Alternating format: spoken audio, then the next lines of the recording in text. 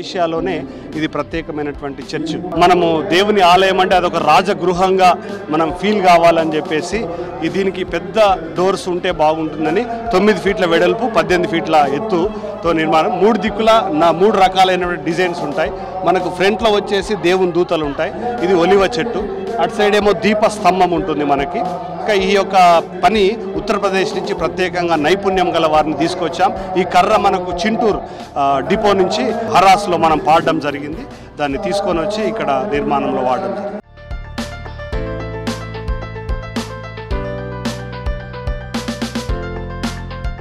దేవుని కృప, మా ప్రార్థన, భక్తుల యొక్క శ్రమదానం సార్. 1992 సంవత్సరంన ప్రార్థన చేసి కట్టుబట్టతో కరుణాపురంకు నేను వచ్చాను. యెరూషలేం దేశం పోయాను నేను.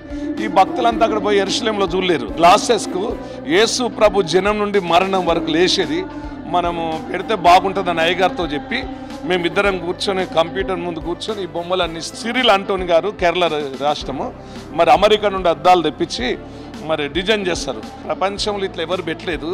ఈ మందిరం నాకు చూసినప్పుడు దేవుని యొక్క మహిమ ఇక్కడ కనిపిస్తుంది. గుడ్ డాడీ అని చెప్పారు. బైబిల్లో సొలొమోను రాజు ఉంటారు. ఆయన యెరూషలేం దేవాలయం కట్టారు. ఆయన కూడా ఈ ఖర్జూర చెట్లు పెట్టాడు బాగా బంగారం వెండితో.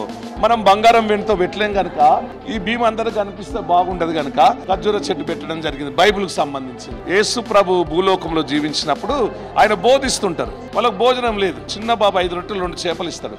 5,000కు పంచిన సాదృశ్యం నేను గుర్తు చేసుకొని ఇక్కడ కూడా వేల మంది కదా ఆ వాక్యం సంబంధించింది ఆ డిజైన్ నేను పెట్టడం జరిగింది సార్.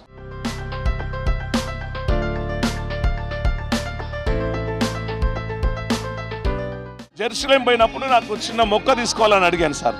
ఇంటర్నేషనల్ ఎగ్జిబిషన్ పడ్డది. 15 లక్షలు సార్ ఈ చెట్టు తీసుకున్నప్పుడు. 1600 సంవత్సరాలు ఒకటి, 600 సంవత్సరాలు ఆ పక్క ఉంటది.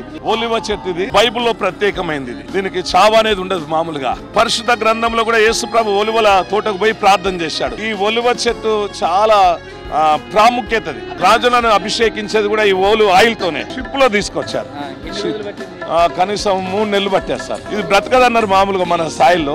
నేను బ్రత తప్పకుండా నేను తీసుకొచ్చి ఇక్కడ పెట్టాను. ఈ 22 ఎకరాల్లో ఇది 11 ఎకరాలు మందిరంలో. నేను కూడా ఈ మందిరానికి అక్కడ నుండి తీసుకొచ్చిన మట్టి, తర్వాత వజ్రాలు, తర్వాత రాళ్ళు తీసుకొచ్చి మరి మేము ఫౌండేషన్ వేయడం జరిగింది సార్. దీంతో విదేశీ సహాయము, ఎవరి సహాయం పేదల కష్టార్జితమే.